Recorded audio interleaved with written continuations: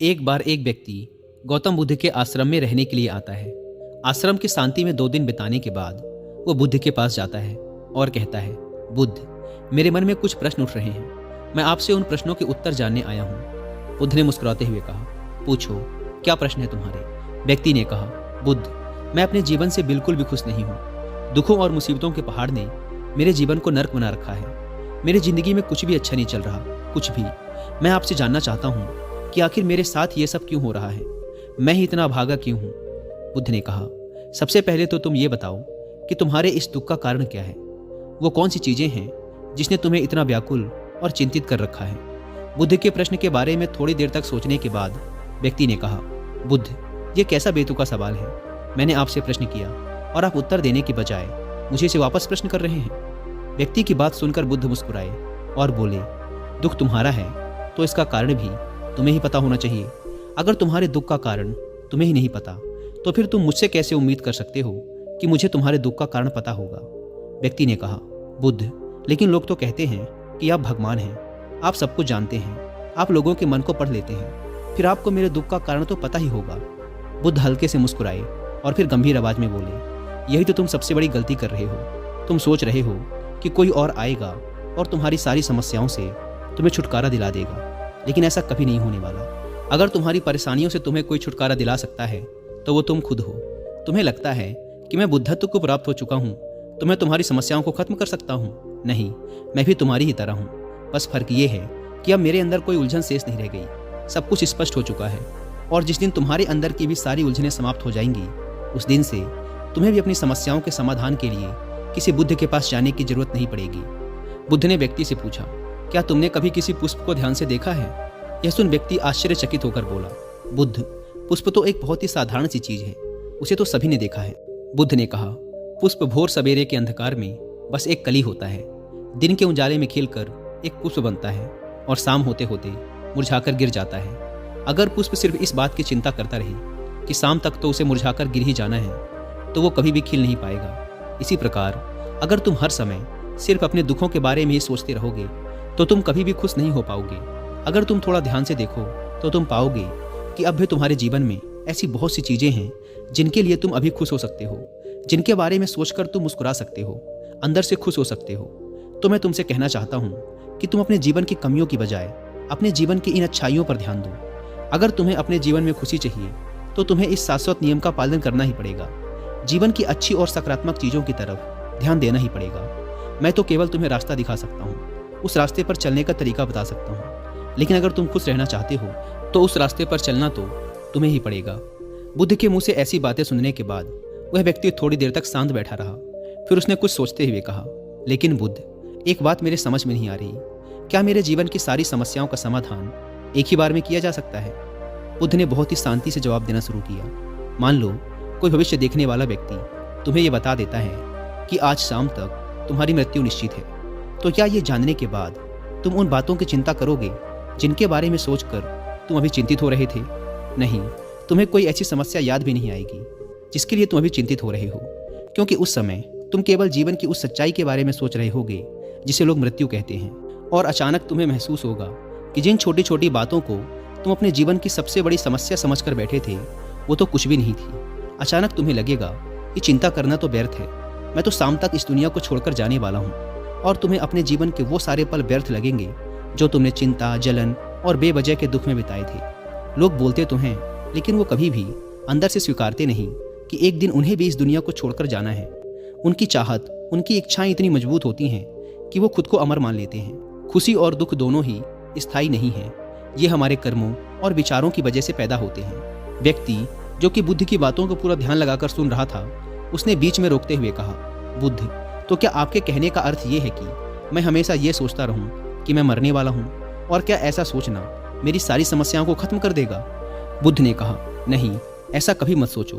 बस तुम्हें यह स्वीकार कर लेना है कि इस दुनिया में मेरी उपस्थिति अनिश्चित है और जब तक मैं यहाँ हूँ एक खुश जीवन जीऊँगा। जो भी अच्छी चीज़ें तुम्हारे जीवन में हो रही हैं या हैं, उनके साथ जियो, वो तुम्हें अंदर से खुशी और शांति देगी। अपने दिमाग को सही करो और धीरे धीरे तुम्हारे अंदर की सारी उलझनें समाप्त हो जाएंगी। इंसान के जीवन के ज़्यादातर दुख और समस्याएं उसकी इच्छाओं की वजह से पैदा होते हैं। इसीलिए अपने मन को नियंत्रित करो।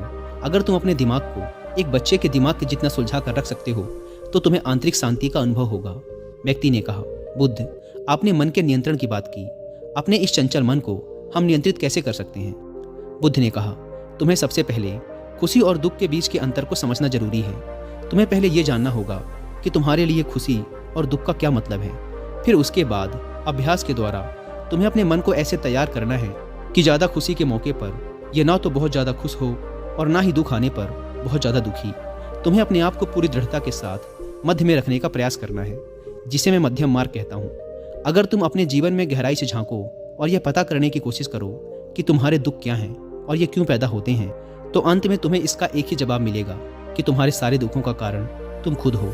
तुम्हारी इच्छाएं, तुम्हारी चाहत, तुम्हारा लगाव ही तुम्हारे सारे दुखों का कारण है। पर क्योंकि मन ही तुम्हारी सारी चाहत, सारी इच्छाएं पैदा करता है, इसीलिए अगर तुमने अपने मन को नियंत्रित कर लिया तो तुम्हारे सारे दुख खत्म हो जाएंगे। दोस्तों, अगर आप गौतम बुद्ध की शिक्षाओं और उनके द्वारा बताए गए मध्यम मार्ग के बारे में विस्तार से जानना चाहते हैं तो इसके लिए आप कुक एफएम पर हिंदी में एक ऑडियो बुक सुन सकते हैं जिसका नाम है बीइंग टू बिकमिंग बुद्धा।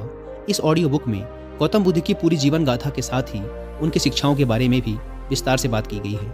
और कुक एफएम की बात करें तो यह इंडिया का लीडिंग ऑडियो शो प्लेटफॉर्म है जहां पर आप अपनी मनपसंद लैंग्वेज में 10,000 से भी ज़्यादा किताबों को ऑडियो फॉर्म में सुन सकते हैं। अभी कुक एफएम पर क्रिसमस ऑफर भी चल रहा है, इसीलिए आपको इसके 1 मंथ का सब्सक्रिप्शन 99 रुपीज़ की बजाय पड़ेगा सिर्फ 39 रुपीज़ का। अगर आप यूज़ करते हैं कूपन कोड सेंटा60, यानी आपको मिल रहा है सीधा 60% का डिस्काउंट। लेकिन यह ऑफर सिर्फ 25 दिसंबर तक ही वैलिड है। लेकिन वो लोग जो इस वीडियो को 25 दिसंबर के बाद देख रहे हैं उन्हें कुक एफएम के ईयरली सब्सक्रिप्शन पर मिलेगा 50% का डिस्काउंट अगर आप यूज़ करते हैं हमारा personal coupon code WI50। App को डाउनलोड करने की link description and first comment पर दी गई है। गौतम बुद्ध ने व्यक्ति से कहा, अगर तुम एक छोटा सा काम और कर सको तो तुम देखोगे कि तुम्हारे जीवन के सारे दुख हमेशा के लिए खत्म हो जाएंगे। बुद्ध के मुंह से ऐसी बात सुनने के बाद व्यक्ति ने उत्साहित होते हुए कहा, मुझे क्या करना होगा बुद्ध? बुद्ध ने कहा, अगले 2 दिनों तक तुम किसी से बात नहीं करोगे और 2 पेपर लेकर आश्रम की एकांत जगह पर बैठ जाओगे। वहाँ शांति से बैठकर तुम्हें सोचना है और पहले पेपर पर उन सारे दुखों के बारे में लिखना है जो तुम्हें परेशान कर रहे हैं, और साथ में ही तुम्हें उन सारे दुखों का कारण भी लिखना है। और दूसरे पेपर में तुम्हें उन सारी खुशियों के बारे में लिखना है जो तुम्हारे जीवन में अभी हैं, और साथ ही तुम्हें इसका कारण भी लिखना है कि तुम्हें यह खुशी क्यों है। जल्दबाजी करने की कोई ज़रूरत नहीं है, तुम्हारे पास काफ़ी समय है, तुम आराम से सोच सकते हो। जाओ और जाकर आराम से बैठकर सोचो और लिखो। व्यक्ति ने बुद्ध को प्रणाम किया और जाकर आश्रम के एक कोने में बैठ गया। 2 दिनों बाद वह बुद्ध के पास वापस आया। उसके हाथ में काफ़ी सारे पेपर थे। बुद्ध ने उसे देखते ही कहा, सबसे पहले मुझे तुम्हारे दुखों वाले कागज़ को पढ़कर सुनाओ। व्यक्ति ने पेपर पढ़ना शुरू किया। पहला, मेरे परिवार में मेरे सारे भाई अमीर हैं, लेकिन मैं गरीब और कर्जदार हूँ क्योंकि मैं काम करने से डरता हूँ।